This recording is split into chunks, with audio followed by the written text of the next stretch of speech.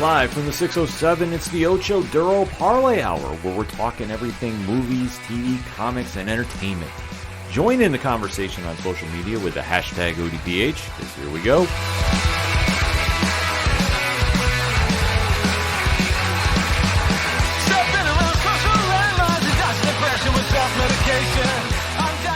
Welcome to an all-new edition of the ODPH podcast, better known as the Ocho Duro Parlay Hour.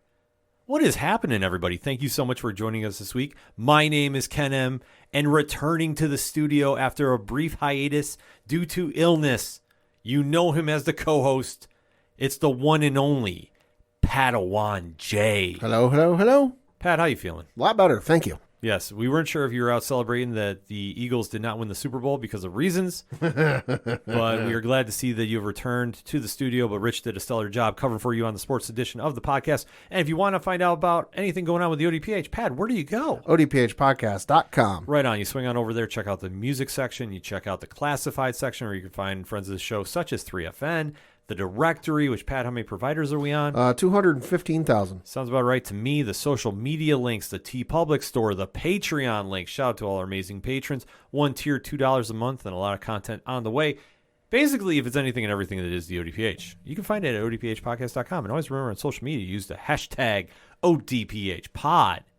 But kicking off this edition of the show, where we talk movies, TV, comics, more, you are tuned into the entertainment edition of the ODPH. We have to recap arguably the biggest show on television. Mm-hmm. I feel like we say this each and every week, but every time we go through what to talk about on this show, this program keeps coming up at the top of the list with us, with our listening audience. So you want to hear us talk about it, we're here for that. And Pad, what show is this? That is The Last of Us. Yes, the Naughty Dog video game adaptation that has been a juggernaut, if I can use that word, for HBO Max and taking over Sunday nights like nobody else has done in quite some time. Mm-hmm. And we know the ratings have been through the roof. Yeah. The word of mouth about this show has exploded, and it's now gone into that pop culture territory. So once you cross over into pop culture, it's on a stratosphere that few shows get to. Mm-hmm. And this is all based off the writing of the show and the acting, which Pedro Pascal and Bella Ramsey are in the title roles of Joe and Ella. Mm-hmm. Or Ellie. Sorry. Ellie, yeah. Sorry, I get so wound up talking about the show because I am just blown away by every time I see this. And when I think this is a video game, I'm going, wait a sec, this can't be a video game because they do so much amazing writing in this and really catch the pulse of the viewer. Yeah. Which is tough to do. I mean, video games have done this, don't get me wrong. Yeah. But based on the background of this show, it shouldn't be connecting like it is. Right.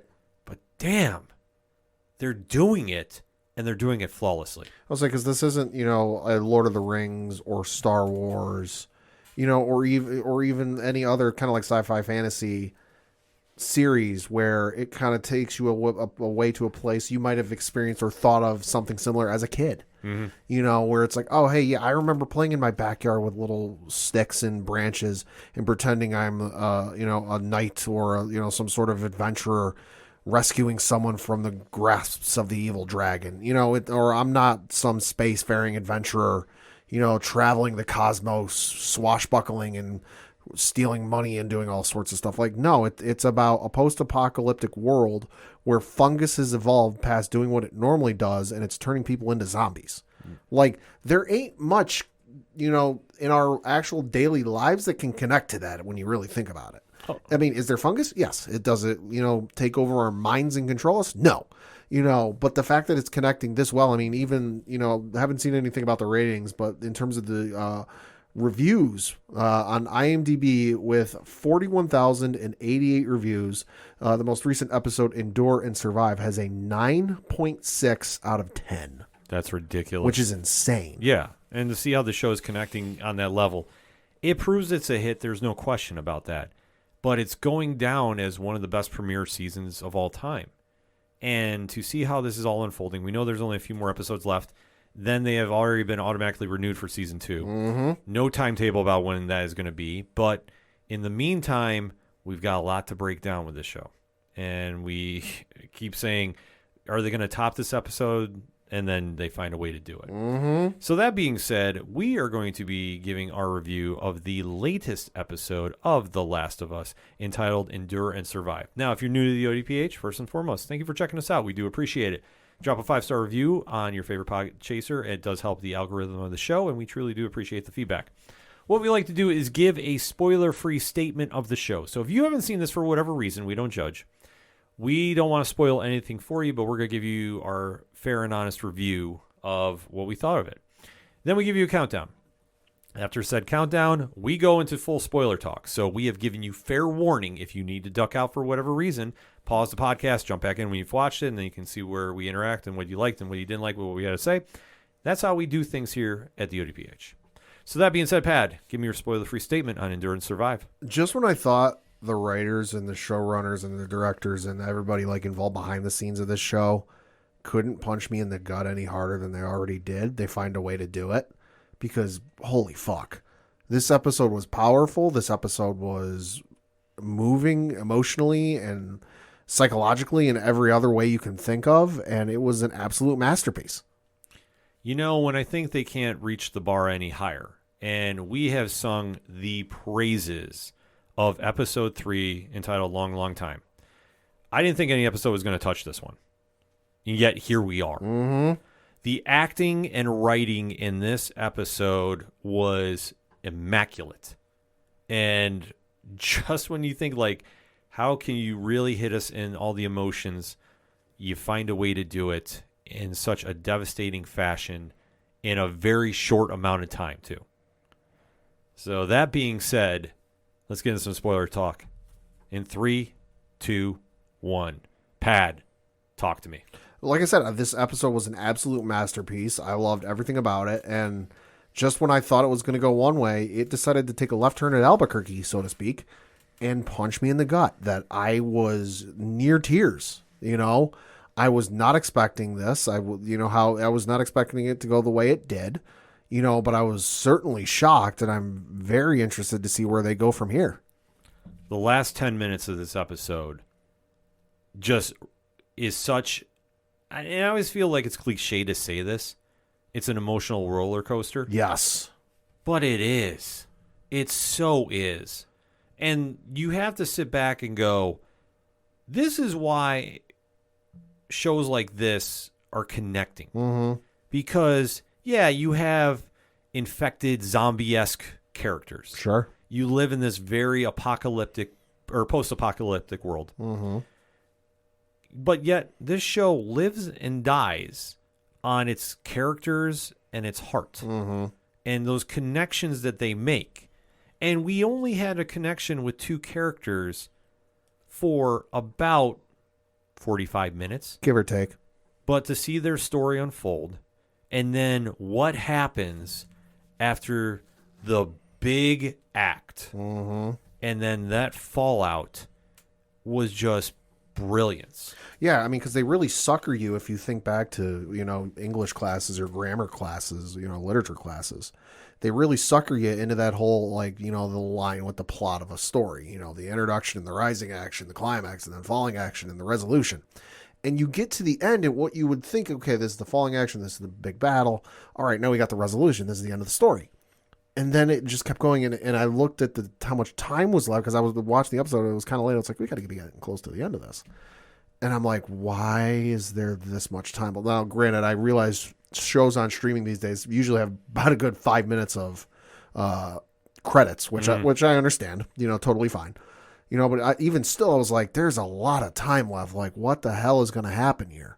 And then it happened, and it caught me so by surprise. Oh, yeah. I mean, this whole episode just really caught everybody, I think, off guard of how well it was supposed to be. Because, like I say, episode 3 has been the benchmark so far.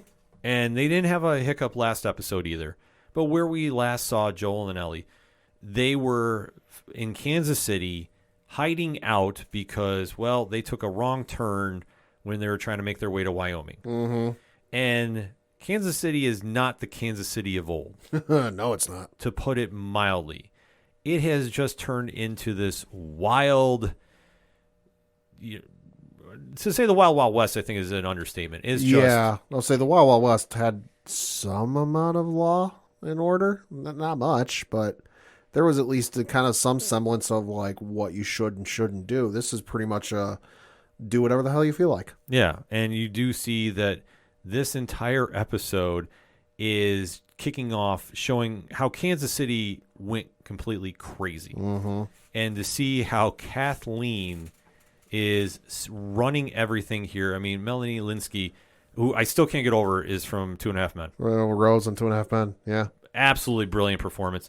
It shows her rise to power, and like the first minutes of the episode are absolutely brutal. Yeah. Because you see the people are overtaking the authority that is in place, and they did not hold back any punches. It's brutal.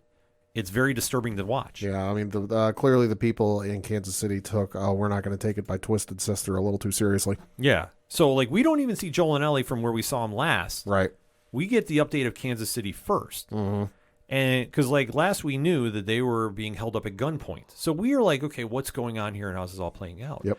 But yet you do see there are two characters that are making their way through this. And they do have very, very big bullseyes on their back. Mm-hmm. And one is Henry Burrell, who's played by Lamar Johnson, who is absolutely phenomenal in this role. Yeah, give him all the roles. Yeah, my God, just for what he was doing, because he's a young freedom fighter, is what we're being told he is. Yep.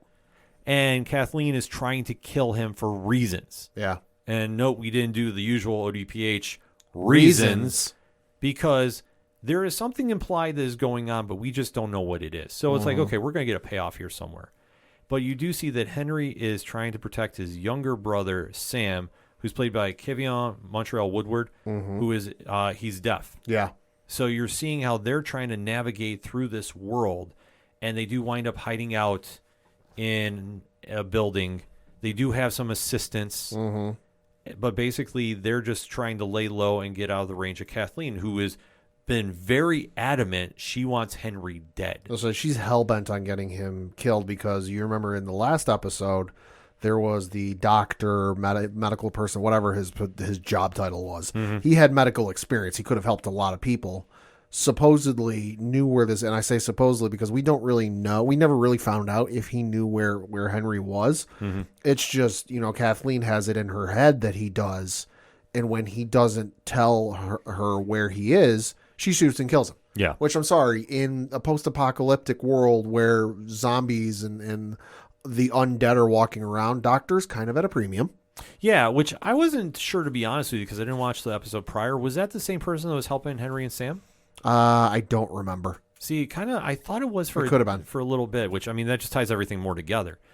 But I couldn't really tell because they didn't give off the hint that he was a doctor when he was working with Henry and Right. Sam. He was just really trying to be an ally to him and really keep them safe. And you do see how they're having the brotherly bond about, like, I'm trying to keep you alive. Things are tough. And they're doing a fast forward of time, which I like how they put 10 days later. This is what's happening. And you see Kathleen has unleashed the forces that she has at her disposal to go literally door to door looking for Henry and Sam. Yeah. And you're seeing there's like a little question mark about like, what are we doing here, especially by her right-hand man, Perry, played by Jeffrey Pierce, because they're all saying like, listen, you're going above and beyond the call here. And Kathleen is like, no, I'm not, because he's a threat. We need to eliminate the threat. Right. I don't care what we have to do. We need to bring him in under any circumstance. So it does show Henry and Sam are trying to navigate through Kansas City because they have to make a run for food. They don't have any. Yep. And they do stumble on the scene where Joel and Ellie crash into the building after they've been set up by the fighters, or The freedom fighters. if you want to call it, whatever they're called. Which yeah. is funny because they're both like acting like they're both freedom fighters. Yeah. But we'll say Kathleen's forces. Yeah. Yeah. To put it mildly. So you do see that shootout, and you do see it from a different view, which I Yep. do like. I thought it was great cinematography here as well.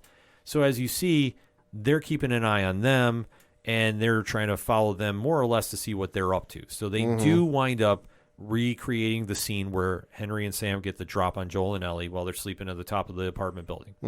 And you do see how they're more or less having a standoff. Ellie is trying to be very diplomatic here. Right. And saying, like, hey, what's going on? And they're basically saying, like, listen, we're not going to kill you. We saw what you did. We just need help getting out of here. Can we do this?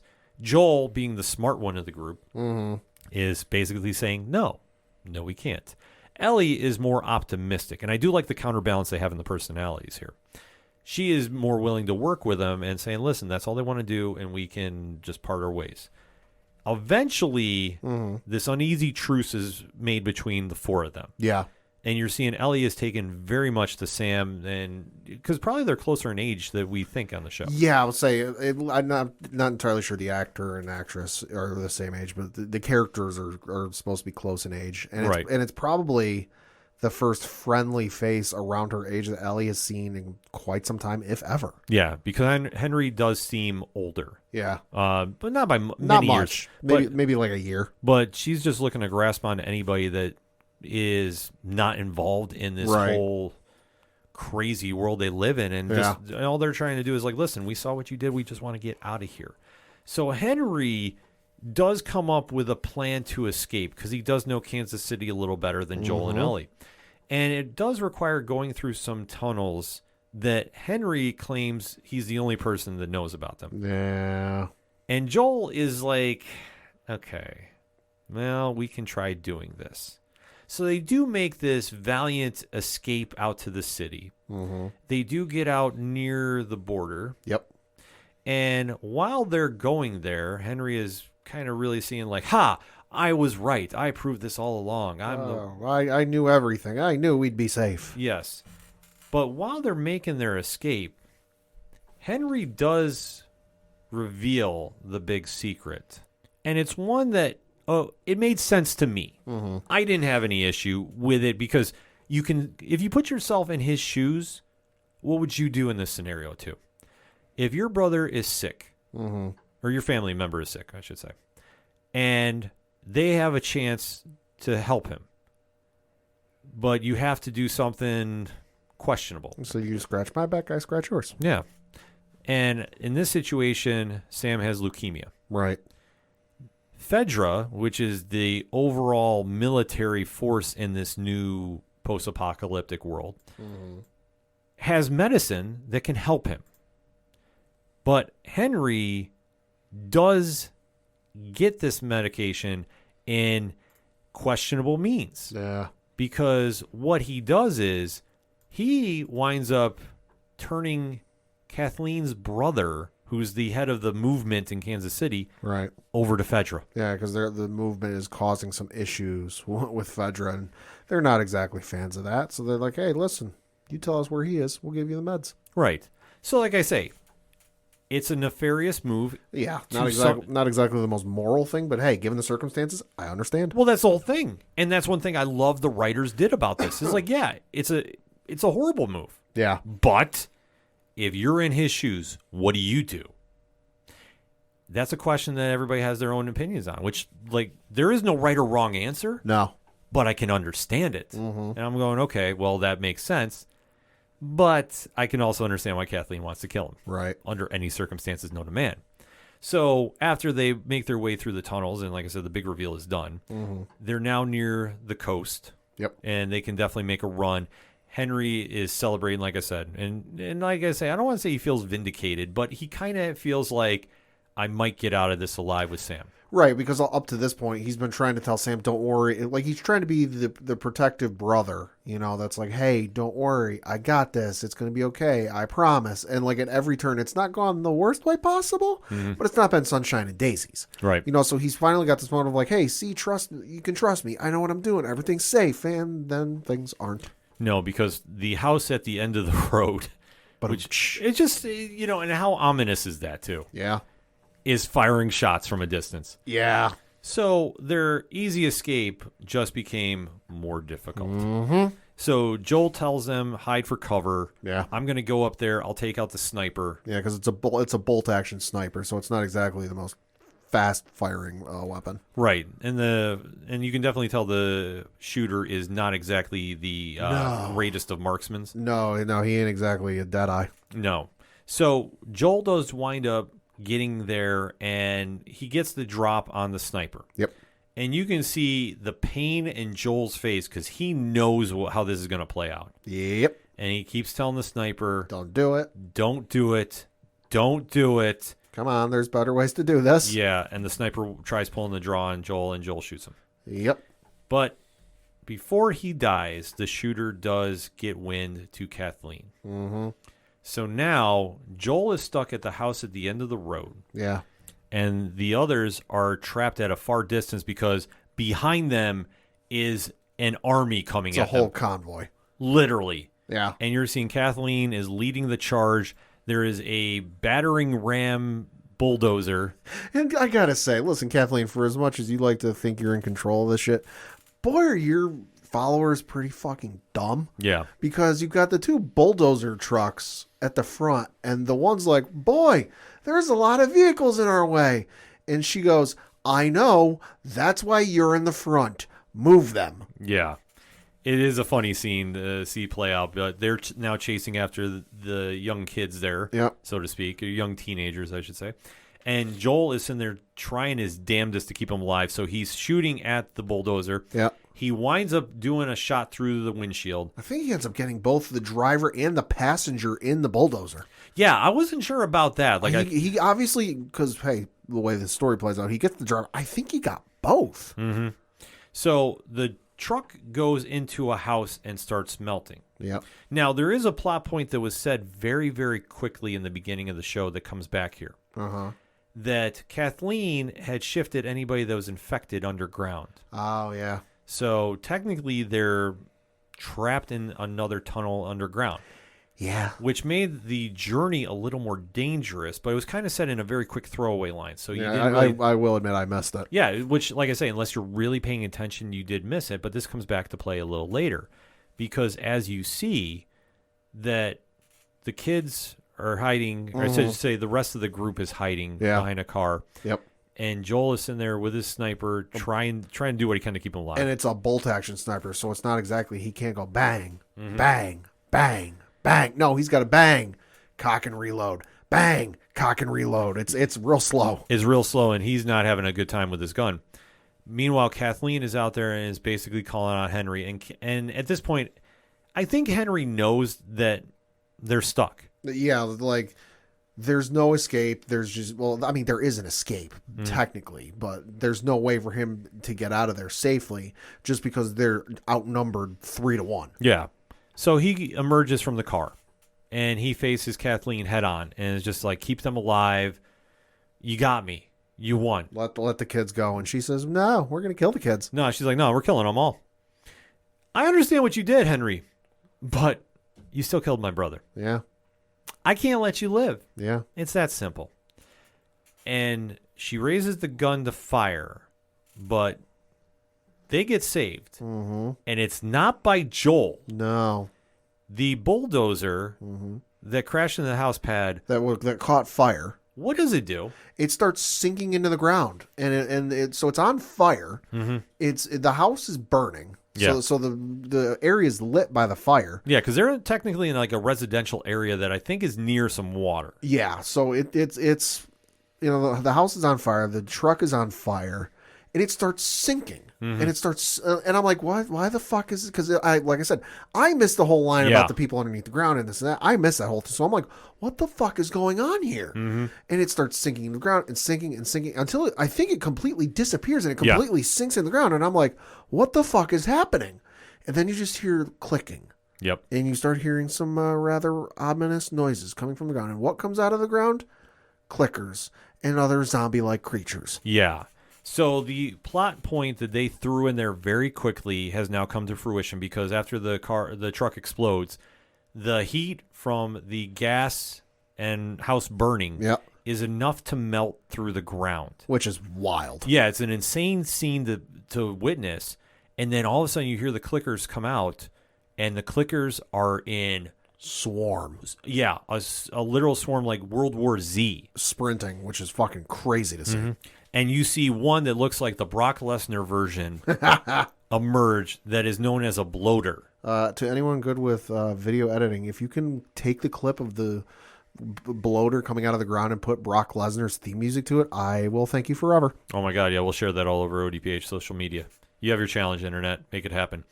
So you see them emerge, and Kathleen is like, what the hell is going on? So her militia turns the attention away from Henry, Yeah. and they start firing at the clickers. Including Perry, who starts firing at the bloater, realizes how fruitless of an attempt this is, and he looks at her and goes, go, you need to leave. Don't worry about me. I'll be okay, because she doesn't want to leave him for whatever reason. Well, they have a bond. Like, Yeah. you know, I don't know if it's so much a romantic one, just a deep friendship. Yeah, well, yeah. That's the vibe I got from You're it. in the trenches together with the person. Okay.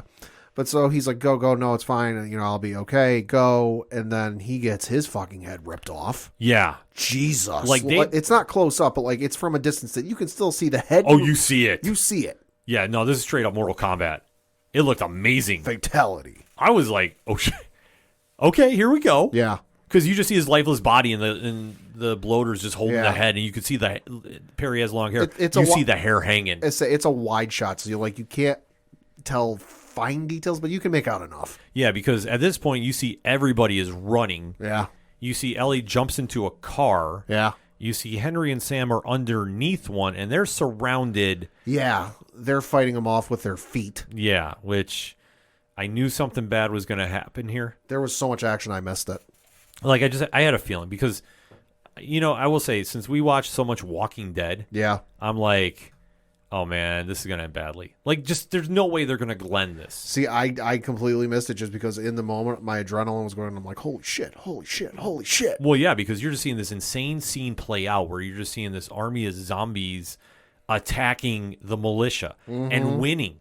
And you see the makeup and CGI they did for this was incredible. You see Ellie's in the car with the child clicker coming at her, and and like bending like the Exorcist, which is just So yeah, the contortion on that thing. yeah, was insane to begin with there. And then she winds up escaping. Joel is still shooting to buy her some time. She does wind up shooting the clickers that are attacking Henry and Sam. They wind up escaping, so to speak, until Kathleen gets the drop on them. And then there's a weird moment that happens because she's ready to finally shoot Henry. And then the child clicker that has been chasing after Ellie this entire run, and like this has been a good distance. Oh yeah. Would you say like this is about a mile and a half, maybe? Yeah, a mile, maybe a half mile to a mile. Half mile? Oh, half a okay. mile to a mile. Because I just felt like this was such a long distance they had to get to, and it didn't feel like they drug it out. No. This moved very fast, but there seemed like there was so many moving parts going on. Like they really traveled a good distance to get to the house. Kathleen is ready to shoot, but the child clicker that chased after Ellie chases after her. Well, because Kathleen makes mistake 101 when it comes to being a villain. Don't monologue. Yeah, she's monologuing. And sure enough, she gets taken out by the child clicker, which they wind up making the big escape from. And once they go to a hotel that's abandoned, we do see that they're recovering. Sam is having a heartwarming moment with Ellie. And then Pad, the reveal. Yeah, so they decided to go to bed because they got a long journey ahead of them because, Joel and Henry are talking. Joel and... is it Henry? Yeah. Joel and Henry are talking.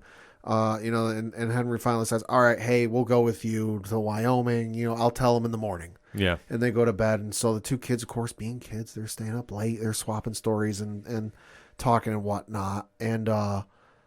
and Sam starts getting concerned about just some random stuff, seemingly, and he's expressing his concerns to Ellie, and he starts to, like, oh, do you think you're still you after you get bitten? And she's like, what do you mean? And he goes and he pulls his leg up on the edge of the bed or the seat or whatever he's sitting on, and he pulls his pant leg up, and he's been bitten. Yeah. And she freaks out. She's like, oh my gosh, and she takes the little Etch-a-Sketch, whatever, I've seen one, I don't know what it's called. Yeah, no, you hit it right. It's like an Etch-a-Sketch thing, she writes on it, oh, my blood can heal. So she takes a knife and he motions, no, don't. She's like, no, it's fine. So she cuts her hand and wipes her blood over the wound because she shows what happened to her and how she's still fine. And he looks at her and goes, will you stay up with me? Yeah. And she goes, yeah, of course I will. And at this point, the knife's in my stomach and it's getting twisted. And so then it fades to black. She wakes up. Obviously, she fell asleep. And he's laying on the bed across from her, facing away. And she just goes ahead and she gets up and she walks towards him. And then he turns back towards her and he's turned. Yeah. Damn. Yeah. This moment right here. So just when you think there's possible hope in this world, nope. Mm-hmm. So you see Sam is now trying to kill Ellie. They go busting through the door. You see Henry does not know what to do. Well, and neither at first Joel and Henry are confused at what the fuck is going on. Yeah, but they see that Sam has now been turned. Mm-hmm. And this entire time where you see the bond has been formed with Henry and Sam to the superhero pictures that Sam drew into the windows to, really keep his spirits up. He's now fully gone from the character we knew. You see a bullet go hit Sam through the head. Well, and this is after Ellie's still fighting off Sam. Mm-hmm. And Joel gets up. He doesn't have a weapon on him, but Henry does. Yeah. And at first, Henry's pointing the gun seemingly at Ellie. Yeah. And Joel's freaking the fuck out like, no, Sam, don't do this. Like, no. And then that's when he makes the shot on Sam. Yeah, so he shoots Sam. And you just see the blood pouring out of his head. Like, you don't see the head shot, but you just see it just great cinematography, just given, painting the picture without showing the canvas. Yeah. And you do see that Henry starts crying. He's like, what did I do? What did I do? Like, where did I go wrong? Yeah, like he's just sitting there and just the guilt of now he's killed his own brother after everything he's gone through. And you just see Joel go, don't do it, don't do it. And you see Henry pull the gun on himself and shoot him. I literally jumped in fear and was like, oh, Jesus, no. Yeah, he pulls the gun on himself and shoots himself. Yeah. And then you just see Joel and Ellie are just, what do you say in that moment? There's nothing you can say. No. They do wind up burying them by the hotel. Mm-hmm. And Ellie writes on the Etch-a-Sketch, I'm sorry. Yeah. And then they start heading off to Wyoming. End of episode. Man, the last 10 minutes, like I can't stress enough, the last 10 minutes of this episode really just hits you in all the emotional moments. Like, you can't help but being connected after you've seen how much the family is bonding there. Mm-hmm. And that brotherly bond between Henry and Sam, and how much Henry has sacrificed for his brother to just keep him alive. And yet he's the one that winds up killing him at the end because he has to. Mm-hmm. Pad, how else do you describe this scene? It's a wild scene. It's heartbreaking. It's heart-wrenching, especially if you've got siblings, which I've got a younger brother and a younger sister, so just watching that, like, I'm picturing myself in that scenario, and I don't know what the hell I would do in that scenario, so the fact that, a decision was able to be made there is insane. Yeah. Like, it's just absolutely insane, and just goes up to the acting, because like I say, it's brief. It's the last 10 minutes of the show. Yeah. But it still packs so much of an emotional punch. Like, that's the one thing you can't take away from this show, is they find ways to connect, especially with, let's face it, the plot's crazy. This is not normal. No. But yet they find a way to make it work on that level. So you can't help but get connected to those characters. Albeit, though, I think they're playing it smart right now. Yes. Because I know they are taking some little liberties from the video game. Yeah. You're not having a big cast get involved. No. So we always compare this with The Walking Dead. Mm-hmm. This show is taking risks, but you're not getting connected to anybody else but Joel and Ellie. And that's smart. And I think that you're going to see that as the show moves forward in the season. But they just play it up to the acting. They play it up to the connection they're making. And they're not holding anything back. No. Like I say, this show is very in your face. It's very violent at times. And you see this with the beginning when Fedra is getting taken out by the freedom fighters, quote unquote, in Kansas City. It's an absolutely brutal scene. Mm-hmm. And like I say, the imagery there is not meant for young viewers and by any stretch of the imagination. No, God, no. But it is showing how brutal this world has become. And then, you factor in the clickers and the bloaters and all the monsters of the people that are infected now. Yeah. There's just so many elements going on, and this is the first time, too, that we've had a real big clicker moment since episode 2. Probably. Like, if you really think about it, it hasn't been so much. It's not overbearing. Yeah, it's not overbearing. It hasn't been so much about the zombies and it's been about the connections. I think that's why the show is really winning people over. Mm-hmm. But to see what they did here, like I said, it only took 40 minutes, and you're just like, yeah, the last 10, you're just going, really? Like, we're going here. Oh, hits you right in all the emotions. Stellar acting job all around. Writing is on point. No idea where we're going next episode other than we finally get to Wyoming, it looks like. Yeah, that's what it looks like. So we'll have to really see what goes on with that. Final thoughts on this, Pad? Phenomenal episode. Another standout episode that really should be seen by everyone if you haven't seen it already. Absolutely. If you haven't seen The Last of Us yet, you're really missing some great quality television. Don't let the video game stigma fool you, because I know a lot of people I've talked to have been like, yeah, but it's based off a video game. Video games are not like they used to be. Nope. There's some great stories involved with them. So that's why I say the stigma that kind of falls with that, I think dismays a lot of people, but give it a shot, and I guarantee you'll win it. You'll win you over. Like I say, it's a win-win experience for everybody, and like I say, this is why this is the biggest show on television, bar none. So that said, hit us up on that hashtag ODPH pod. What is your thoughts about the latest episode of The Last of Us on HBO Max, Sunday nights, 9 p.m. Eastern Standard Time? Let's talk about it, shall we? We're going to take a quick break, though. We're going to be right back. Hi, and welcome to The Caption Life, a show for the most casual and dedicated fans of comics and a member of the Comic Watch family. I'm your host, Sean. Join me and discover what the world of comics and graphic novels have to offer.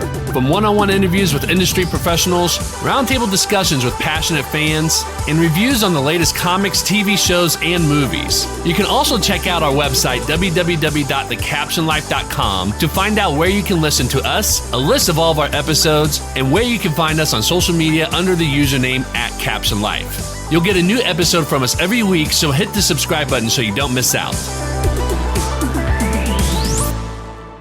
Coming back for another segment on this edition of the ODPH podcast, and there's an elephant in the room that we're going to address next segment. We were trying not to do it, but we're going to address it.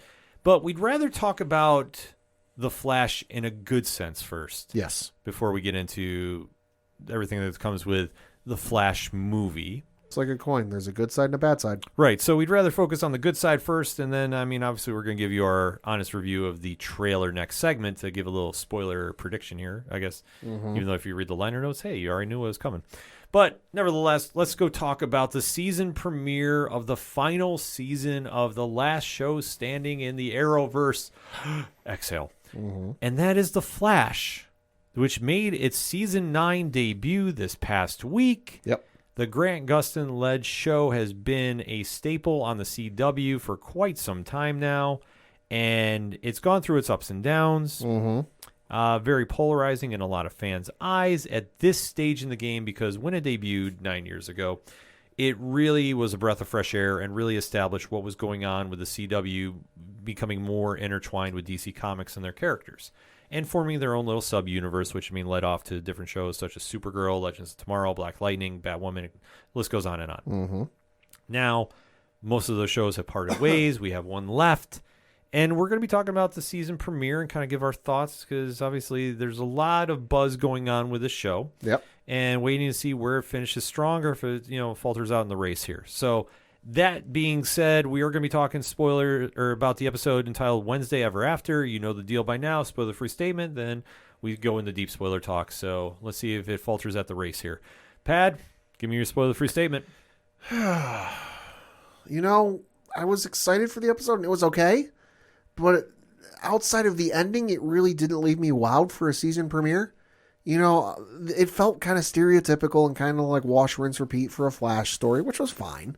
It's not I didn't come out of it going, well, there's an hour of my life I want back. But did I go around heaping its praises and talking about it to everyone the next day? No. But the ending, there was enough with the ending that I went, okay, that might be something interesting to going forward. Outside of that, the episode for a premiere, largely forgettable. It faltered at the race. I'm sorry, I'm trying to tie it into running jokes here, and its shoelaces were tied together. Yeah, you can say that too. It's just, it was a normal episode. Yeah. That's the sad, I don't want to say sad thing about it, but listen, that's honestly how I felt watching this. When you come out of a season where you just got done fighting Eobard Thawne for the umpteenth time, your wife was trapped in a parallel dimension while she was recreated, whatever you want to call it, with nefarious purposes. And, the very existence of the universe and your life and her life were at stake, and your kids and grandkids and all that. Like, you come out of it and it's like, hey, we've got a thing about the future. Like, what? Yeah, it was a little puzzling about where the direction was going, because I expected them to come out with a strong season premiere. So did I. But one thing over the past couple of years is they haven't had the strongest premieres, to be honest. No, I mean, when I think of a strong premiere, I think of season 2 of Smallville. Yeah. Where season 1 of Smallville, spoiler alert, although it's 20 years ago, so bite me. Season 1 of Smallville ends. The final shot of season 1 of Smallville or final shots, I guess you could say. Lana's truck is trapped in a ditch. The 3 tornadoes combine into one. She gets sucked up into the air, and Clark goes running off into the tornadoes at super speed. Cut to black, to be continued. Mm-hmm. And the next thing you see in that season is him running into that tornado and then going up in the air to save her. That's a hell of a fucking premiere. Like, incredible start to finish. Go watch it and then listen to Talkville. But this, coming out of everything they just did, really? This is your best foot? Yeah, I have to agree with you on this. So I felt disappointed with this. But let's go into that deep dive and kind of really break down why we have the feelings we do about this. So we are going to be talking about the spoilers in 3, 2, 1 of the Flash season premiere Wednesday Ever After. This episode was a letdown. I mean, for all intents and purposes, when I expect this kind of an episode to be middle part of the season, where it's where you're kind of like already got things established, and maybe that's just a little bit of filler, whatever else. But like for a season premiere, this was a severe letdown. It had its typical moments that you would expect, and it was okay. Like I said, I wouldn't go recommending it to people who might have fallen off. If it's somebody who's fallen off the show and it's the final season, you want to have them get back into it so you can talk about it for the one last season, I wouldn't necessarily recommend this episode. I would say, hey, go watch the last 5 minutes. But for a season premiere, it was honestly a letdown. The only thing interesting about this was the last 5 minutes. Yeah. I'm going to be honest. Because we start off like you talked about. Eobor Thawne has came back for the umpteenth time, been defeated. Yep. Barry Allen is now focusing on the future. And they telegraphed a lot in this episode. Yes, they did. Which I thought was a bad, bad look, in my opinion. Because Barry has now become obsessed with the future. More so than he already has been. Because if you've never been a big Flash comic reader, Barry and the time stream is a weird love-hate relationship. Yeah. And a lot of the times he goes into the future and does some really cool stories, and then a lot of times we have Flashpoint. Mm-hmm. That said, we kind of tiptoed around here that now he has a forecast for the future, which he calls his map book. Yeah. Which the actual phrase, folks. He calls it his map book. Yes. Which now basically tells him the future of him and his wife Iris, played by Candice Patton, for the rest of their lives. Yeah. And promotions and major life events, like when their first kid is going to be born and when she's going to win her first Pulitzer, and like literally every moment is mapped out, including down to the date and time. Yeah. So his wife Iris is not exactly too happy with this. Nope. Because let's face it, if you know how things are supposed to happen, what's the surprise? What's the joy of it if it's just meant to be? Right. And that's kind of the argument that she's had, is being a part of the superhero universe. They've gone through so much together. Maybe that element of surprise would be a nice thing instead of just saying, well, this is how things are supposed to play. Well, and maybe she's the sensible one in the relationship because she's seen what happens every single time he screws with the time stream or knows stuff he shouldn't. Nothing good happens. Yeah. And we start going into their average day, and we do find out that there is an interested buyer of Iris's media organization, the Central City Citizen Media. This was a fun little Easter egg I liked. Yeah, and who is the potential buyer? Catco, run by Cat Grant. Yeah, so last time we heard Cat, she was in Supergirl and Yep. doing big things over there. So it's interesting to see that they're tying her back into here. And Iris is kind of sitting there, She's not so sure. not really sure about this, and really kind of weighing the options, so to speak. Because it even gets presented to her like, why are you hesitating? This is a blank check. This is whatever you want. Yeah. This is the start of your media empire that you've always wanted. Yeah, so it's kind of like, okay, what are we doing here? Because it just seemed a little too much because, I mean, she does have her assistant, Allegra, who's played by Kayla Compton. Yep. And, you know, she's like, well, you should just be jumping at this. I mean, this could set you on your financial freedom. This is amazing, blah, blah, blah. And she's just really not sold on the idea. Right. Meanwhile, at the Central City Police Department, you have Barry getting offered the CSI job from the captain. And the big question mark is, can you handle this with your duties as the Flash? Because as you may or may not have remembered, the police chief is in on the secret. Yes. So we do see that Barry is assuring the captain that, you know, this won't be a problem and I can do this. Doesn't she make the quip, and I'm forgetting because I saw this episode like a week ago, doesn't she make the quip like, oh, do you have enough speed for this? Yeah, she does make the quip. And he's like, oh, don't worry, I have the speed. Yeah, Captain Kramer, played by Carmen Moore, definitely throws that at him, and he's like, yeah, no, I can handle it. And then he gets called away to a disturbance in Central City. And this one has a familiar name to the comics, but a different person behind it. Yes. And who is that, Pat? That is a gentleman by the name of Owen Mercer, although you might know him better by his alias, and that is Captain Boomerang. Yes. So a very classic Flash villain. Yeah. And most notably from the Suicide Squad. Yep. Has now reappeared in a new form on the show, which I'm excited for. Yeah, so am I.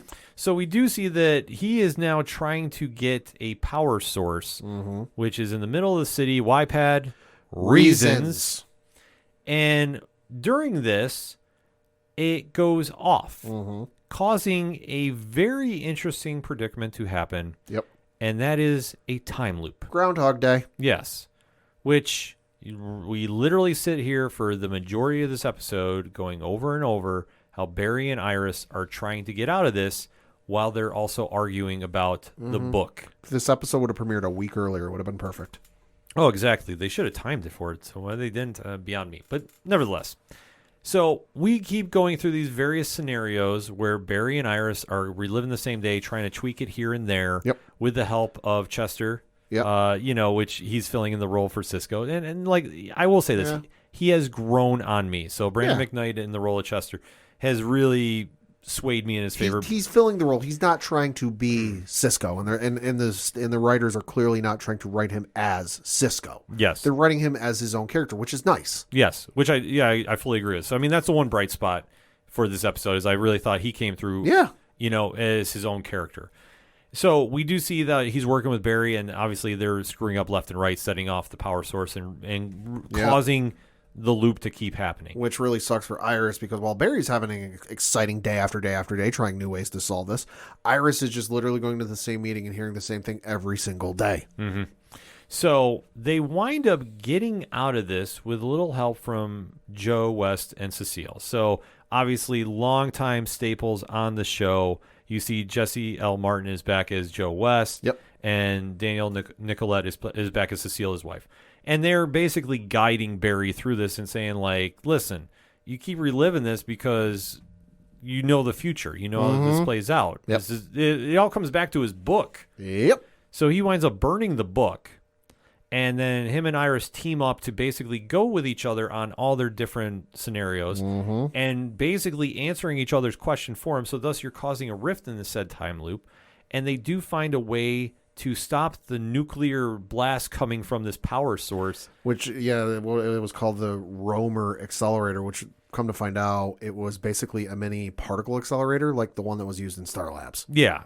So it all ties back together to the beginnings of the show. Yeah. But I thought they could have done a better job explaining it. Oh, absolutely. And I think they could have done a better job, resolving the situation because, I'm sorry, this was like the most hokey shit I've ever seen. Yeah, no, I agree with you too. Like, we've been here before. Like, that's what this felt like. Yeah. And I was like, oh, really? Like, this is going to be the premiere? And, like, I hope this is not a sign of things to come. A precursor, a preview of things to come. I should say precursor. So my apologies. But that being said, we do see that there was a little romance going on between Allegra and Chester, which they've teased for a while now. Couple seasons. Yeah, so that's not super surprised. Yeah. But we do see that once the time loop is done, we have Barry meeting up with Iris and basically saying, you know what, let's take some time off. Yep. We've been doing this for 9 years. Yeah. I love how the fact they kept having to say 9 years. Like, let's beat it over the head. Why don't we? Yeah, like, seriously, like, we get it. It's Yeah. been 9 years of The Flash. Yeah. So they wind up saying that, even though they have a lot of changes coming in their life, and they're talking about having a child, which, I mean, obviously, if you've watched the show long enough, you know they have children on the show. Yeah. Then it flashes to Joe and Cecilia, who have talked about how we've been involved with this for 9 years. All the meanwhile, there's been this subplot going on with Joe and Cecile trying to figure out her new telekinetic powers by throwing a football through a tire. Yeah, which Reasons again. And Joe mysteriously decides we've been doing this for 9 years. Well, you know what? The Dick Wolf check must have come in. Exactly. I think we should leave Central City. Yeah, he's going back to New York. Yeah, I was like, wait, what? Like, what is going on here? Like, Yeah. this is crazy. Like, just the fact that they kept having to say, what pad? 9 years. Was like, okay, like, we get the point by now. Yeah. You don't need to. You've Like, been on for a while. yeah, we like, get it. Like, you're not selling this point of, like, you've been doing this so long, like, oh, gosh, the wear and tear of the superhero life has just caught up with me. It's like, no, it felt so forced. Like, that was the one thing that really irritated me.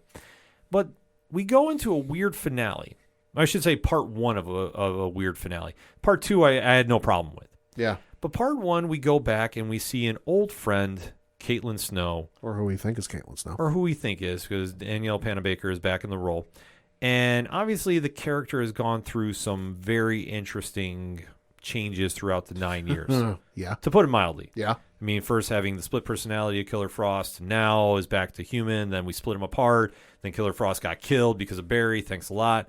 So Barry winds up meeting with a person he thinks is Caitlin, Yep. but we find out she's not Caitlin, Nope. and she's not Killer Frost. Nope.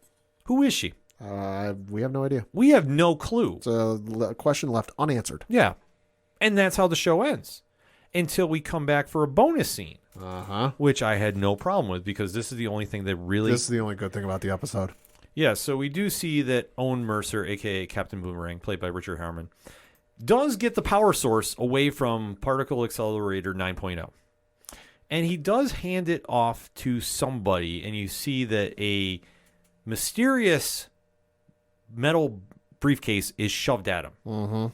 And inside said briefcase, for his duties, he's given new boomerangs. Yep. That we don't know what the material is made of. But we do know it's supposed to be more powered than the ones he was using against the Flash, which just seemed like petty explosives. Yep. Because we do hear, I don't want to say sob story, but, like how, he had a tough time, adjusting to the criminal life and, The usual. his nonsense. So it kind of took away a little bit here, but we do see that he was working with somebody. And we do see that there is a red speedster that is running by him. Mm-hmm. And at first I'm going, oh, Christ, not another speedster. Yes. But then the show ends with the usual Flash symbol Yeah. in a red bat symbol. Uh-huh. And Pat, do you know what this recognizes as? No. So this is the character of Batwoman, played by Javissa Leslie on the show, is like now going to be Red Death. Which is one of the most legendary speedsters in all of comics, that is more or less the Grim Reaper of the speedsters. Oh, boy.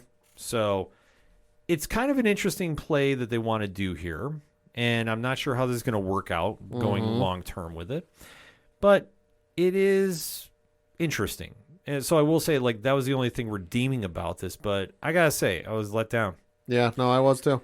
I was happy to really check this show out. I was like, okay, season 9, we're going to be like Arrow. We're going to finish strong. And then it just goes flat. Mm-hmm. Hopefully something's more redeeming next week. Yeah.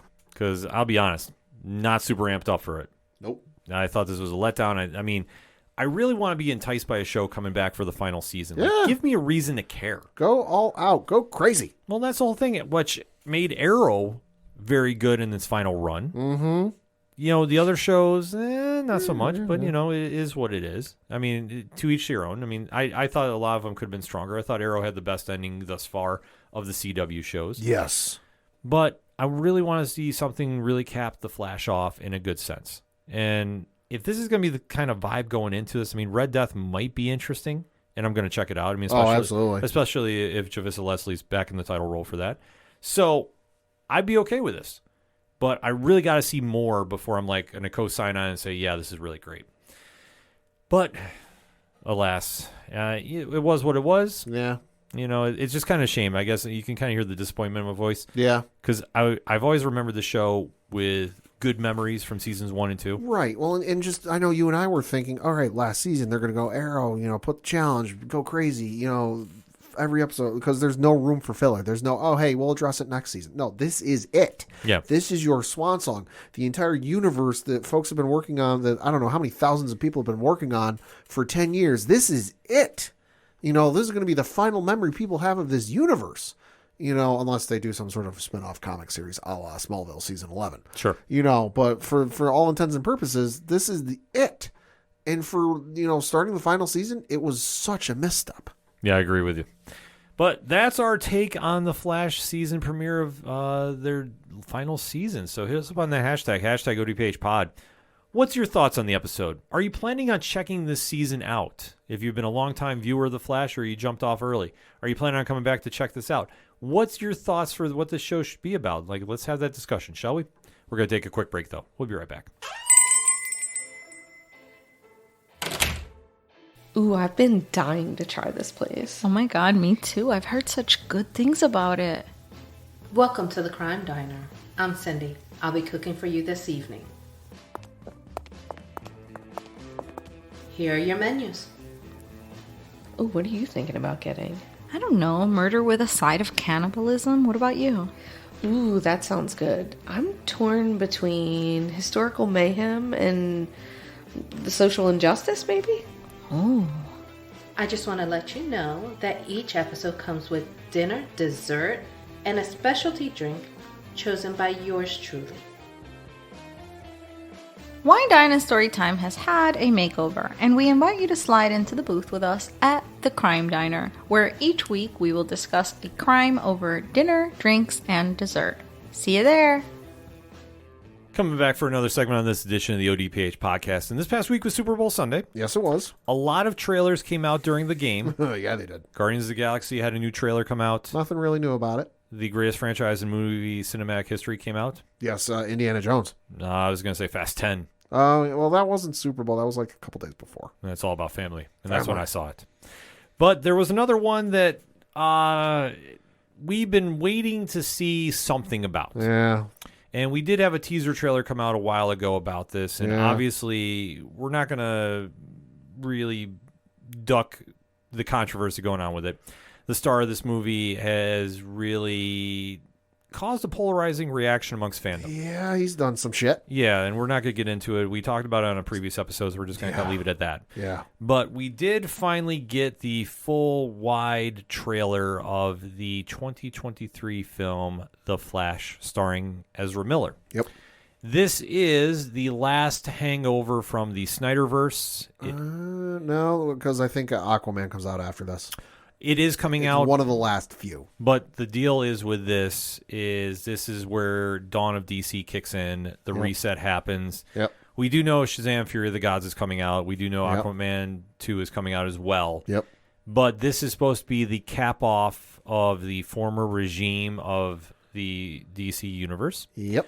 And kick into the James Gunn, Peter Safran era, which is already in production. Yes. So, like we said, this movie has got a lot of choices and polarizing reactions going on with this. We've heard a lot of names being thrown around. Are they in this movie? Are they not? What's this about? Yep. And we finally got a trailer in, so we're going to do this like we always do, give a spoiler-free statement, and then give a deep dive about the trailer. So, Pad, let's talk about it. The trailer's okay.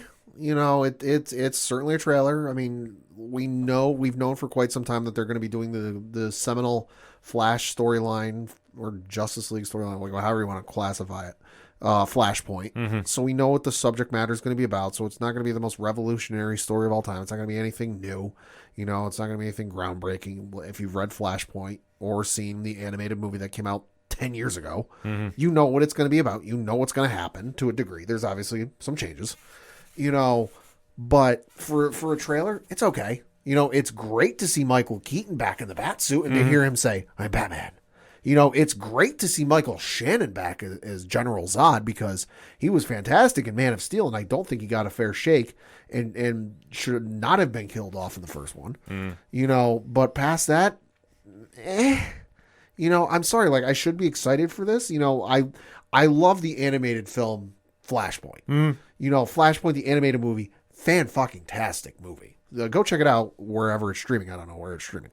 Or rent it for like $4 or $5. Sure. You know, but I should be excited for this just because it's a great story. I like the story. You know, it's one of the few DC stories I actually know. You know, but just for all the shit going on surrounding Ezra Miller, I just can't be like, hell yeah, let's go see this. Yeah. I will say this before I get into my spoiler-free take. If you're excited about this movie, be excited about it. Yeah. You know, don't let us dismay you from being a fan. And if, like, listen, if you are super amped up about this, awesome. Yeah. Keep that energy. Yeah, which side story, I showed this trailer to my girlfriend Liz Bailey, who knows nothing of the controversy going on with Ezra Miller. Just listen, the whole superhero thing. She sees some of the movies, but she doesn't dip her toe. Yeah, she's not as deep knowledge about it. She doesn't. No Really, disrespect. right? No, she doesn't read the news. She didn't see the headlines, so she has absolutely no clue what's going on with Ezra Miller. I showed her this trailer, and she's like, "That looks good. I want to see it." Which for me is a surprise. I usually have to entice her with, "Hey, you want to go get popcorn and happen to watch this superhero movie at the same time?" Is usually the way I get her involved with this stuff. But I showed her this trailer, and she went, "That looks good. I want to see it." Yeah, I will say the trailer looked okay. I know there's certain parts I liked more than others. Yeah. Storyline wise, I didn't really see enough for me to really be over the moon about it. Right. But I do see there's some glimpses that this might be better than I'm expecting. It's but, got some promise. But I also saw some stuff in there I personally did not much care for. Sure. So I'm more prone to go see this based off of other elements involved with this movie, but I'm not, you know, I guess I'm kind of swaying from my initial, like, I'm not going to go see this. Right. Which, like, listen, I'm sorry, I'm allowed to change my mind, so. Yeah, hey, we're human. Yeah, so I'm kind of. Only human, yeah. after all. But I'm not, you know, like I said, I haven't really made a choice, to do it. So, Right. But I would just say, like, for the elements I saw that I liked, I would go see this movie. Yeah. But I'm kind of. I'm probably going to go see it just because I know Liz said Yeah, she Liz wants to see it. You know, I'm going for Michael Shannon. I'm going for Michael Keaton. I'm going for Ben Affleck because, can you imagine if we get a moment in the movie where Affleck and Keaton are standing like back to back in the middle of a fight? Oh, sure. What the fuck? Like that would be worth it. Like the Ezra Miller stuff obviously is certainly an issue, and I don't condone or support anything Ezra Miller has done. Agreed. Same. You know, but if when I end up going because Liz wants to see it, I'm going for the Keatons. I'm going for the Shannons. I'm going for the stuff that's not Ezra Miller related. Mm-hmm. So, like I say, there's certain elements to like about this movie, and there's certain elements not to like about this movie, and you gotta make your own choice about it. But like for where I'm standing with it, I thought it was better than I expected, but I wasn't blown away by it. Yeah, it was a trailer. I mean, listen, it's not an unknown story. Right. You know, like I said, we've known for God knows how many years that they're going to be doing this based off of Flashpoint. If this was something new, from one of the classic, Flash writers, then I'd be like, oh, this is really got my interest. We don't know what this is, but we know what it is. Flashpoint's been around for how long? Yeah. Case in point.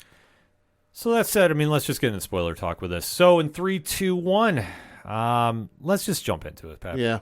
So the trailer kicks off with a shot of Barry appearing in front of his parents' house. Yep.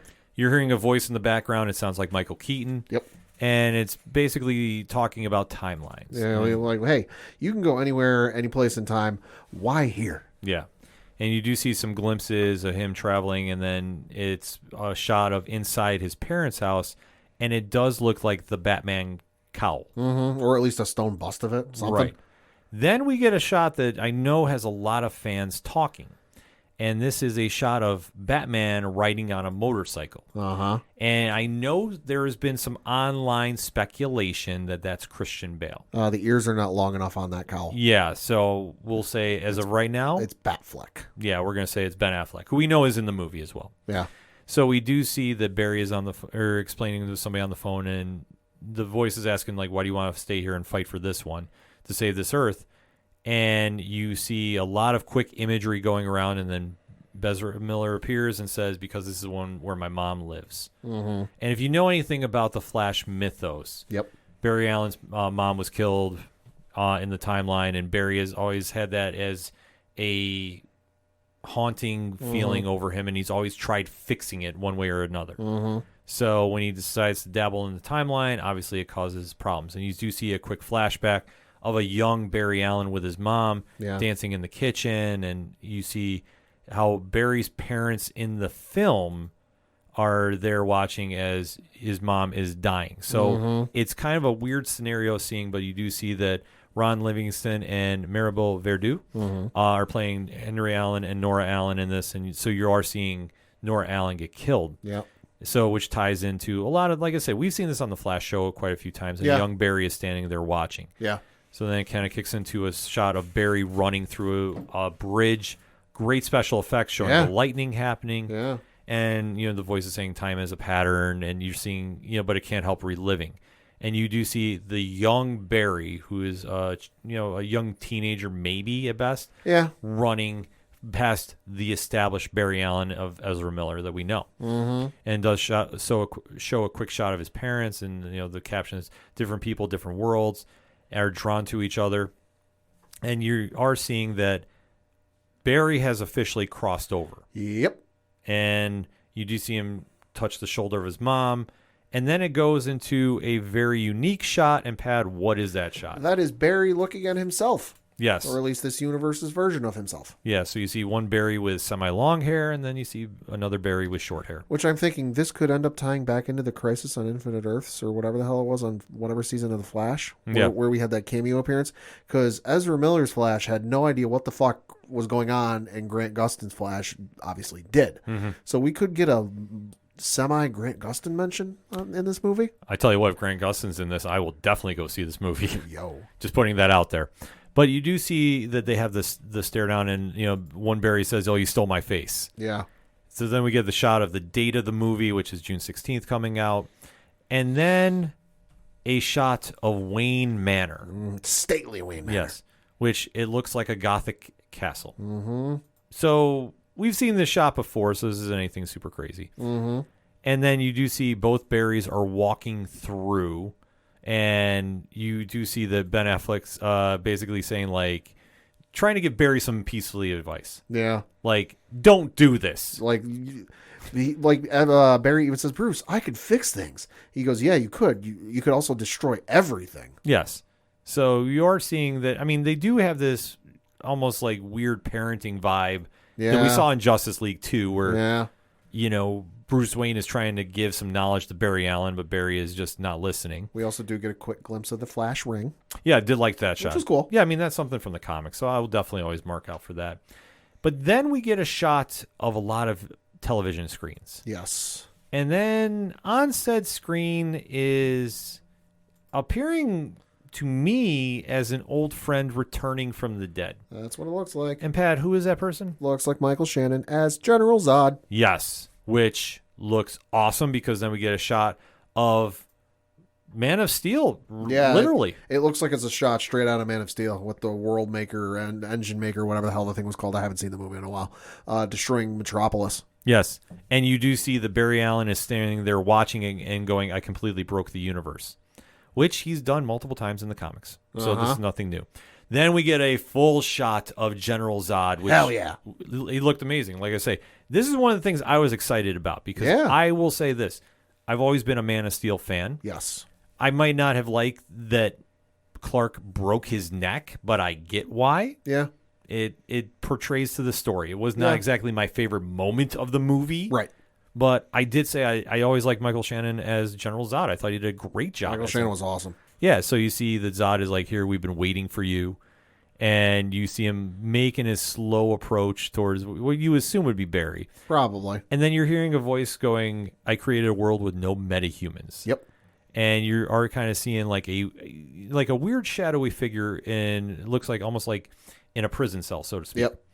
And this is actually the new Supergirl, Sasha Calle. Yeah. So we do see her that we don't know where she is. I'm assuming at this point she's on Zod's ship. Probably, yeah. That is my guess. Yeah. And then we do see a shot and just like some explosions going off, and then it appears like Barry's back in the Batcave and saying, you want some help? Yep. But however, this is not the typical Batcave. Nope. This is the one that everybody started marking out on the internet, and rightfully so. Because there's a certain cowled individual with a certain set of pointy ears that's real familiar showing up. And who is that, Pat? The one, the only, the original, Michael Keaton. Yes. We are now back in Batman 89 land. Mm-hmm. So we do see a full-blown Batcave, the one that we haven't seen in a while, and Michael Keaton is back in the role of Bruce Wayne in front of both Barry Allens. And, Kicking ass. Yeah, and he's back just saying, yep, you know, the great line from the movie of 1989, which I'm going to just put this out there right now. If you have not seen that movie for whatever reason, for whatever reason, do yourself a favor. I'm going to look up where it is just to tell you. Go see Batman 89. Because if you're not understanding why this movie is causing so much of a buzz in the Flash movie and why everybody is losing their mind about this. That movie, directed by Tim Burton. Currently on HBO Max. It's perfect. Go watch it this weekend. This movie was the first time we had really seen a great balance of Bruce Wayne and Batman. Mm-hmm. Gotham was over the top. Jack Nicholson as the Joker was absolutely awesome. Oh, yeah. And you do see how this could work on a big screen, which, I mean, for me, this was arguably one of the first superhero movies I ever saw. Sure. So I have very nostalgic feelings to this. And Sure. I know I talk with a lot more fans around my age, and everybody has the same kind of vibe. Sure. Because Keaton was great in the role. They only had 2 movies with him, Right. this and Batman Returns. And Batman Returns was hit or miss, dependent. Like, I don't know. It wasn't a home run for me. Sure. Elements I did like, certain things I didn't like. And then he was gone from the role, and then we went to the Val Kilmer mode and George Clooney, and then Which Christian we don't Bale. talk about. Yeah. But we go into those, you know, the lineage of the Bat. But this is the one that everybody talks, you know, in the same vein with Kevin Conroy. Yeah. You know, Or Adam West. Or Adam West, who's the greatest Batman of all time. Like, there's a great debate about it. and Sure. Really, there's no wrong answer. But I understand why fans are marking out about this moment, because this is big for kids that grew up in the 80s Sure. and early 90s. Like, this is your Batman. Sure. And to see him come back on screen, Oh, yeah. that's a big moment. So yeah. I don't fault anybody for marking out about this. No, I totally understand where you and anybody else who's well, and listen, I love this movie. You know, Mm-hmm. is it my favorite movie of all time? No, but I respect the hell out of this movie. I understand where you're coming from for this, because this for you is like Tom Welling for me on Smallville. Absolutely. Seeing Tom Welling again, I was fucking marking out like a madman. Yeah. So, like, the fact we're here, I'm like, I wish this was Batman Beyond, but I'm happy. Yeah. Like, don't get me wrong. I'm here for it. So we do have him say the iconic line, yeah, I'm Batman. I'm Batman. Yeah, which, I mean, if you don't know, just go search YouTube. You can find out why this is impactful. The man ended a commencement speech for some college with saying, I got 2 pieces of advice for you. I'm Batman. Yeah. And then we hear the Danny Elfman music. Oh, the Danny Elfman theme. Fuck yeah. Yeah, and we see he makes a valiant swoop in. Kicking ass and not taking names. Yeah, and Pat, you said he was doing his own stunts for this? No, I was joking. Oh, I thought you were being serious. I was like, my No. God, if he was, that'd be incredible. No. But then we get another shot of Batfleck, as we'll call it, Ben Affleck's Batman, Yep. who is escaping a police car falling around him. It's a great shot of him on the motorcycle. And then it's kind of a weird shot as we see a floating character carrying up a body into the lightning-filled sky. This person has a red cape. Yes. So at this point, I know some people were saying, oh, that's Superman and Henry Cavill. And it's like, no, unfortunately. No. I'm going to say no. I'm saying this is Supergirl carrying another Supergirl into the lightning to give her powers back.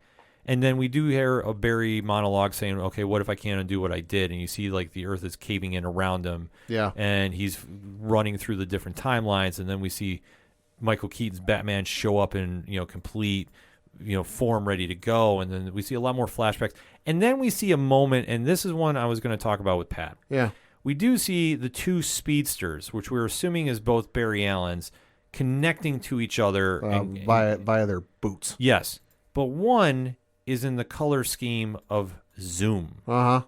Now, am I saying this is the villain? Nah, maybe. Maybe.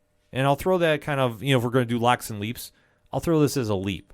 I think that you might see one of the berries turn into a villain. Could be. I mean, like you said, it is that same color scheme. Yeah. But I'm on the official DC YouTube page, with the 2 minutes and 6 seconds, and I've got it paused, and it like just from the because it's blurry, it's in motion, but from the quick screen grab I'm looking at, it looks like the exact same pattern, as Ezra Miller, Barry Allen from the universe we know.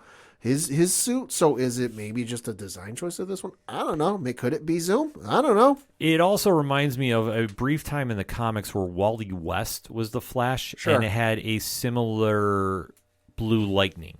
It was brief, though. Sure. But it could be in that kind of vein, too. I just saw that and I immediately thought Zoom. And I don't know why, but... Well, understandable. But you know what? That's kind of where I've seen it in a while. Because like I said, the other color scheme, I haven't seen in the comics in quite some time. I'll admit, though, I haven't read a lot of Flash lately, even though I've heard it's amazing. And what the work Jeremy Adams is doing on the book right now is just stellar. So I might have to go, like I said, I've been meaning to deep dive into it. I think now I got to actually go do it. Right. But then we get another shot of the berries arguing with each other and screaming how there might not be a future. And then, it just kind of plays into, I don't want to say they're typical, back and forth, but it's a berry thing. And this is, it's something that he does quite often.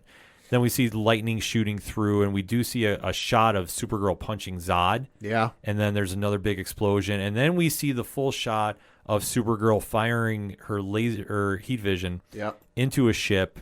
We get a shot very briefly of Batman in the blue and gray suit. Hell yeah. A la Adam West. So, Hell yeah. listen, I'm here for this.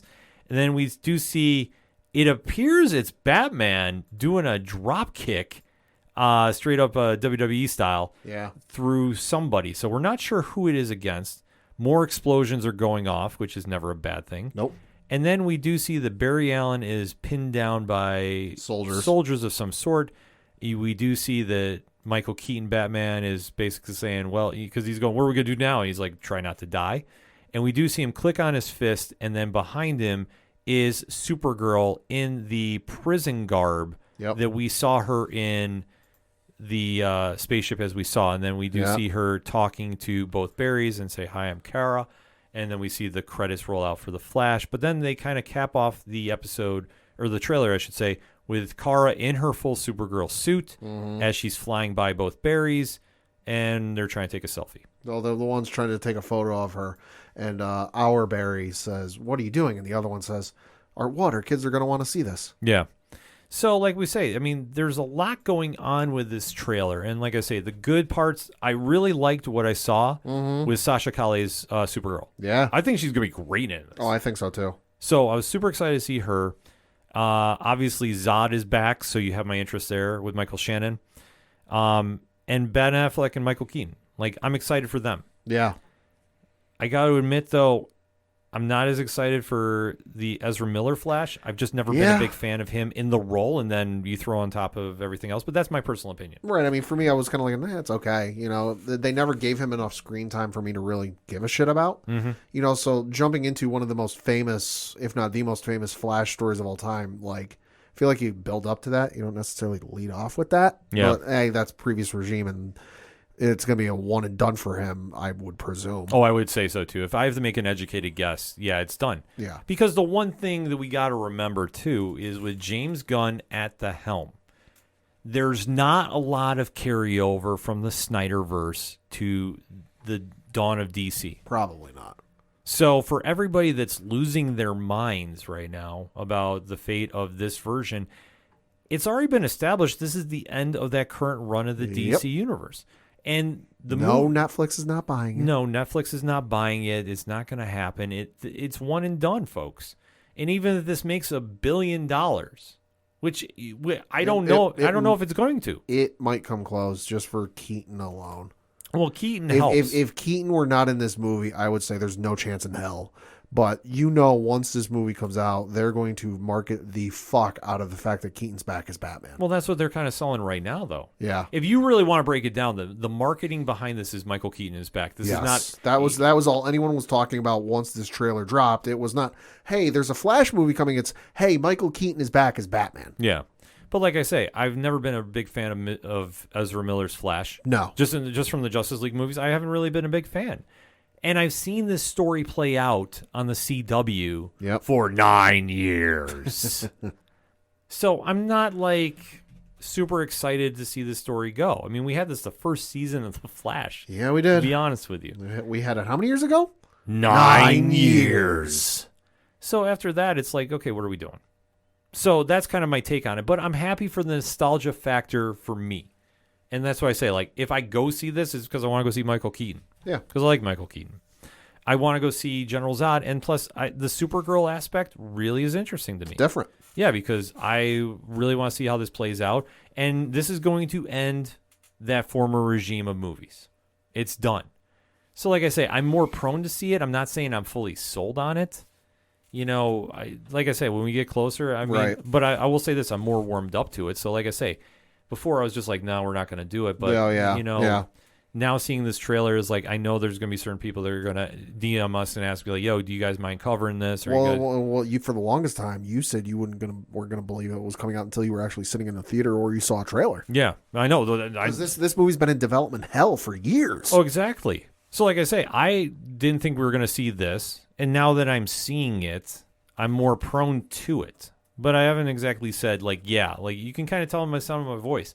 I'm not screaming at the top of my lungs like I want to go see this. Oh my God. Yeah. But I could be talked into this. And, you know, like honestly, if I have a gift card, if I have a free ticket, yeah, I'm not going to turn it down. But am I like saying, is this my Guardians of the Galaxy Volume 3? No. Right.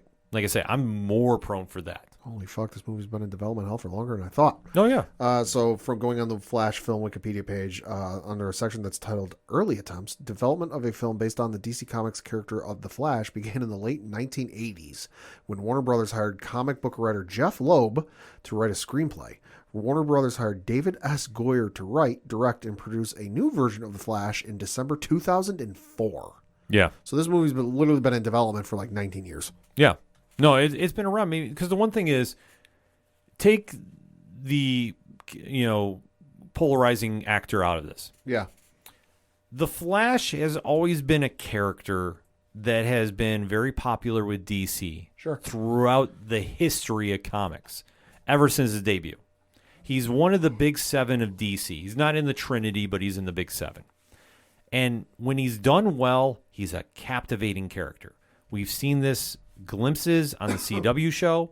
We've seen this in the 90s show with John Wesley Shipp. Yeah. We've seen this on the cartoons. Yes. And like I say, the comics, when they're good, man, the Flash has had some great runs throughout time in space. Pun intended. But when it's not good, fans tune out.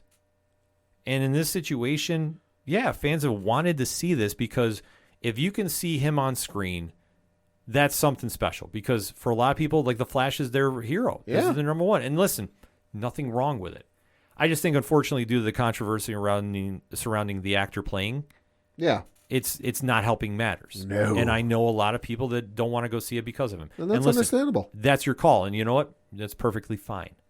But if you're excited to go see it for other reasons, be excited for other reasons. Like I said, everybody we've talked to, and I think this is a very honest statement, is just said Keaton. Yeah. That's it. Yep. No talk of Ezra. But I know a lot of people that I talked to as well said, I'm not going to go see it because of him. And you know what? That's perfectly fine. That's your prerogative. You do whatever makes you happy with this. But I think for now, seeing the full trailer, I'm more warm to it, but I'm not like clamoring to go see it. I think there's certain elements that are big wins. But I think overall, you know, it's kind of, you know, ticked the needle a little bit, but it's not moved the needle. You know, for me to be like, you know, from bad to good. Mm-hmm. But like I say, it's enough that I'm intrigued. I might go see it if we have enough listeners ask us to. Yeah, I could always do it. You know, like I say, if we have enough people that ask, we usually go check it out. Mm-hmm. And I know, especially if Liz is asking you to go, you know, I'll probably end up going to see it. Yeah, you probably end up going to see it. Any final thoughts on this, Pat? Like I said, it's a trailer. It's okay. Did it blow me away? No, but there were parts of it I liked. Yeah, I agree with you. I mean, there's parts I liked, but am I blown away by it? No. Did I think it was better than the season premiere of episode or season 9? Yeah, I actually do. Oh, wow. I gotta admit. But then again, I'm a Keaton fan, so you know what? I'm happy to see him back. So that kind of sways me. But what sways you, ODPH Society? Hit us up on that hashtag ODPHpod. The Flash trailer finally came out. Good, bad, indifferent. What's your feelings on that? And are you planning on going to see the movie? Just want to know yes or no. I mean, if you want to say why, sure. That's all on you. But if you're excited for this, be excited for it. If you're not being excited for it, don't ruin it for anybody else. We all want to be fans here. We all want to just, be as positive as we can be. And, you ultimately have to make the call if this is going to be a movie for you or not. That said, we're going to take a quick break. We'll be right back. Hey guys, it's Alan Dunford here from Top Hat Studios, co-writer and co-creator of Pocus Hocus and Grandma Chainsaw, and you guys are listening to the ODPH podcast. Gonna be down to the punch, 'cause they can't bring me down if I'm already under the ground. Coming back for the final segment on this edition of the ODPH podcast. Pad, what you got? Got a couple things to talk about. First of which, I got to mention the 2 episodes that dropped last week for The Bad Batch. Episode 7, The Clone Conspiracy, and Episode 8, Truth and Consequences. If you have not seen anything from The Bad Batch this season, but you are familiar with the overall Star Wars story, and you kind of got some questions of like, how did we get from clones to average Joes? Watch this episode. Fills in a lot. 2 phenomenal episodes. Yeah, they were real good. Cannot recommend them enough. This week's episode that dropped, which we'll talk about next week, got some promise. It's a little, but there's a little bit of a cliffhanger. It's not like a full-blown, oh my God, what's going to happen? But clearly it's leading to something else happening in the following week. So we'll see what happens. But episodes 7 and 8, fantastic fucking episodes. Yeah, no, I thought they were really good. Like, I've been really enjoying what I've caught this season, but these 2, I mean, it doesn't top the Commander Cody one for me, but I did like this, and especially the ending of the first one was wild. Ooh, that was wild. Yeah. Then we got some news about the upcoming I Am Legend sequel. Yes, this is happening. It really is. Yeah. So according to the folks over at Deadline, quote, I Am Legend next chapter, Will Smith and Michael B. Jordan to star and produce together for the first time. Oh. Akiva Goldsmith back to write. This is an exclusive, which the article reads, quote, Warner Brothers is upping the stakes on its I Am Legend franchise to a stratospheric level. For its next chapter, the studio is bringing back not only original star Will Smith, but also Black Panther actor Michael B. Jordan in what will rep the duo's first big movie together as stars and producers. Talk about 2 big stars aligning. Smith and Jordan's movies combined have grossed a massive $12.3 billion worldwide. Plot details, of course, are being kept under wraps. Oscar winner Akiva Goldsman, who adapted Richard Matheson's 1954 novel for the original 2007 movie, also is returning to pen the follow-up and produce as well. All these deals are closed, I understand, but no director is attached as the project is still being developed. Francis Lawrence directed the original I Am Legend, close quote. So, hey, it's a bit of a surprise because I didn't know they were making a sequel for this, but once I saw Michael B. Jordan was attached, I'm like, you know what? That's got some promise to it. To be honest, yeah, that was the only thing that would interest me about this. Yeah. I was not a fan of the first one. I thought it was all right. It was okay. Like, Yeah. I wasn't like, I was like, okay. Sticking to some movie news and Netflix movie news, we finally got a release date for the upcoming Last Kingdom film, which that is the show that was originally on the BBC. Netflix picked it up. Fantastic show. You should go watch it. But the article reads, quote, The Last Kingdom follow-up, Seven Kings Must Die, has set a premiere date at Netflix, Variety has learned exclusively. The film will debut on the streamer on April 14th.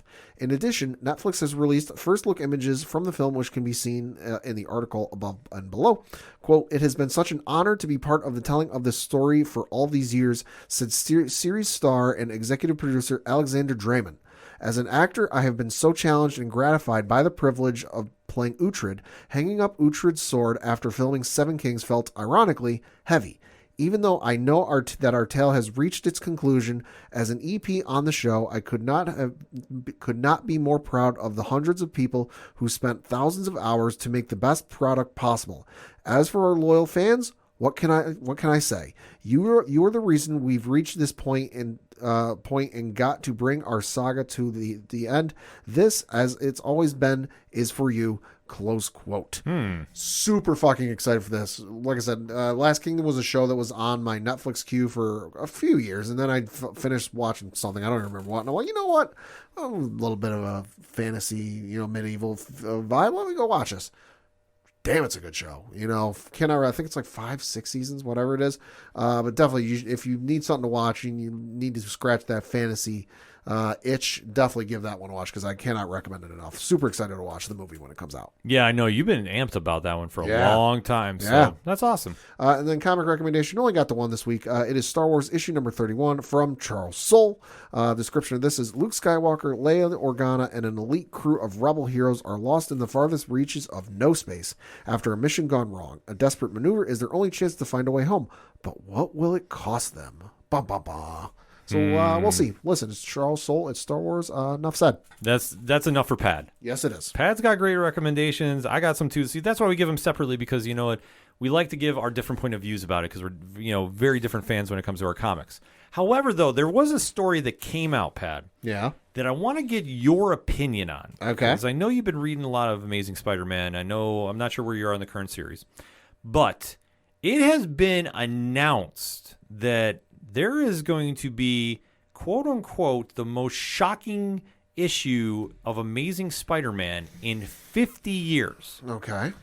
Coming out with Amazing Spider-Man 25 and Amazing Spider-Man 26. Okay.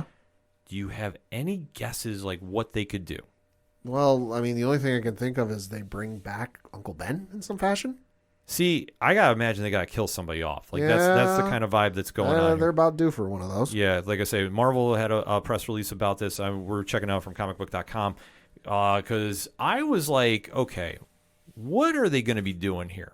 It's been a while since they've killed anybody off that I can think of. And especially in the promotional art. So this is the Zeb Wells, John Romita Jr. run. Yep. It says it right there, the truth revealed, but at what cost? And it's a shot of Peter and Mary Jane on the one cover for 25. 26 has got a lot of faces from the Spider-Man universe. Sure. And like I say, they just keep screaming the most shocking issue of Amazing Spider-Man in 50 years. Well, it can't be this secret getting revealed because they did that. And that was not 50 years ago. Yeah. So I don't know where to go from here, to be honest with you. I think this is going to be interesting to see how this plays out. I'm definitely planning on picking it up because, I've been trying to catch up on a lot of Spider-Man. But as you probably know if you're a longtime listener to the ODPH or if you follow me on social media, I read a lot of comics during the week, to put it mildly. Yeah. So some series I got to binge and catch up on. Amazing Spider-Man is one of them. So I want to give some discretion about that. But I'm planning on checking this up because if you're hyping this up, and like I say, 25 and 26 are supposed to be like the big ones. So coming out in May, if you're really hyping it this big, they got to deliver. Yeah, I would say so. So like I say, so definitely have that on my radar. I think Pad will probably be talking about it on the show because imagine with that news, I know that just probably made your radar as well. Absolutely. So that being said, we'll go to some more comic recommendations, but I want to start off with one, and that is for a good friend of ours. We refer to him as family from the podcast. Our guy, Alan Dunford, and everybody over at Top Hat Studios. 2 more days left as we are recording to get on board with the Pocus Hocus Kickstarter. They have doubled their pledge goal. Hey. So they're definitely going to be doing very well with this. Yeah, they are. But I implore you, if you listen to the podcast, if you listen to the great interview Alan had with Nerd Initiative, this is a series you want to get behind. Trust me, make the final push. If you haven't even dipped into this universe, it's well worth the time. They make a lot very fan-friendly for you, and they really give you a lot of incentive to support them. And, trust me, they're one of the most popular reviews we do each and every issue. They have a very strong following. They got a big 2023 coming out. So if you want to get on board now at the ground level, we have the Kickstarter link still up on odphpodcast.com. It's right on the front page. Click it. Go sign up. Do yourself a favor. Trust me, you won't regret it. Like I say, I get too amped up talking about this book, but they got a lot of incentive for you to check it out. And if you haven't checked out the interview, go back and hear when Alan swung through here. He's always a great guest. He's already booked his appearances for the rest of the year, and he's always welcome to come on any other time. That's how much we have friendship with him, and we definitely like promoting the hell out of him and the rest of the team over at Top Hat Studios. So make sure to go click on that for New Comic Book Day. Trust me, it'll be well worth it. All right, so we got to get some other picks. So from DC Comics this week, There was a book that came out that I'm kind of interested in seeing the reaction of because I don't really know what to expect of it, and that's Batman Spawn Unplugged. Oh, boy. So I did wind up picking up Batman Spawn when it came out. Mm-hmm. So great art, story, not for me. Gonna be honest with you. Okay. Just didn't understand what the hell was going on, but it was great visually to watch. So Yeah. I'm not mad about that. Also, I know on Pad's radar that I know he did not mention Batman: The Audio Adventures #5. Hell yeah. So the new issue is out this week at the comic shops. On the Marvel side of things, Nightcrawler's #1. So we talked about this with Sins of Sinister, everything spinning out into a different book. Yeah, I saw the cover art of this, or at least some art of this. It looks fucking wild. Yeah. No, it definitely looks dope as all can be. So if you haven't checked out that, I'm going to say give a recommendation. Go check out Sins of Sinister, too, because that was a really, really good issue. And like I say, anytime you dabble in the world of Age of Apocalypse, even if it's a refresh, I don't mind. Yeah. Not mad one bit. And then as far as Parlay Point reviews go this week, one of the bigger weeks. Oh, yeah? Yes, which we've also been doing some signal boosts on the Nerd Initiative website because we're really trying to get these books out, and they've been super gracious about sharing our reviews on there. Views have been incredible, so a lot of people are going out and buying these books, which is what makes me super happy. So whether you read them at odphpodcast.com or nerdinitiative.com, listen, as long as you're reading the reviews and you're going to check these books out, I've done my job. First one on my list this week was Edgewood #7. Chuck Austin, Patrick Olive. The space sci-fi western is absolutely ramping up. Great issue. Really diving into the dynamic of the two lead characters. Don't want to spoil too much because it is kind of a crazy issue, but well worth it on Comixology Originals. So that is, they actually had a very big week this week. 2 books coming out. Retroverse #3, too, from Cullen Bunn, John Bivens. Story is really getting interesting here. It's all about a disappearance of a 19-year-old who wakes up years away from where she disappeared from. Mm-hmm. And comes back, and there's a big mystery around her and what's been done with her because aliens are involved. And it goes a lot of different directions, but it's still a fun read, though, and I really enjoyed it. Like I say, it's definitely interesting. It's now at the midway point. It's only going to be 5 issues, so you definitely want to go check that out on Comixology Originals. So, I'm doing some really good work. So I would say try checking that out, too, because a lot of that stuff does come to print as well. My biggest recommendation of the week, though, and I can't stress this enough because I talk about this book a lot and rightfully so. Dead Lucky #6, Pad. Okay. Melissa Flores, French Carlomagno. This is the end of the first arc. They're taking a hiatus until Supermassive 2 drops. Okay. They did a phenomenal job with this finale. A lot of stuff is going on in this issue because the Battle of San Francisco goes down. If you've been reading this book since issue 1, and you should because this book is a lot of awesome. That's the easiest way I can describe it. This pays off for longtime readers. There is a lot that happens in the middle to end of this book that is going to get you in all the emotional moments and really sets off for a cool direction when the series comes back. I was blown away by this. I give this my highest possible recommendation this week, and rightfully so, because the work Melissa Flores and French and the team there have been doing on this is truly something I think more fans need to go check out because it's amazing. The trade paperback is coming out in May, I believe. Okay. So if you haven't picked it up, do yourself a favor. Go get some issues and go get the trade paperback. It's well worth it. And I will talk about this book at great lengths. I don't want to say ad nauseum because you know what? Right. I love talking this book, and I will talk to anybody about this. I've actually talked to quite a few fans today about this, and I'm like, yes, it is this good. Yes, you need to go buy it. What else can you really say about this book? It's just highest possible recommendation. Absolutely love the series. Can't wait to see it return after Supermassive 2, which maybe we'll get some guests to come on the show and talk about that. Wink, wink, nudge, nudge. Stay tuned. Also, that was from Image Comics, coming out from Boom Studios. They had a great triple threat this week. Grimm #8. Okay. Stephanie Phillips, Flaviano, doing amazing things with arguably one of the coolest series out there. New characters have been introduced. A lot of things happening with Jessica's current story arc. So obviously they're the midpoint of the second arc, and things are getting crazy. I know Pat is not a horror fan, so I will not show him some of the imagery because I know he will get, He does not want to see that. I also want to sleep. Yes, but it's not too bad. Just there's a lot going on, obviously, with the fallout from the first arc and Jessica's new stat quo. And book takes a great curveball here too, and there's a lot happening. So definitely, highly recommend reading that. Go check out the trade paperback out for that as well too, because it is awesome. Also, Boom Studios, Mighty Morphin Power Rangers 105. What else can we say? Melissa Flores and Simona Di Gianfelice have been absolutely killing this book since they took over at issue 101. Big things going on here, because obviously last issue they were focusing on the introduction of, or the origin of Mistress Vile, Right. Which is Rita Repulsa's new stat quo.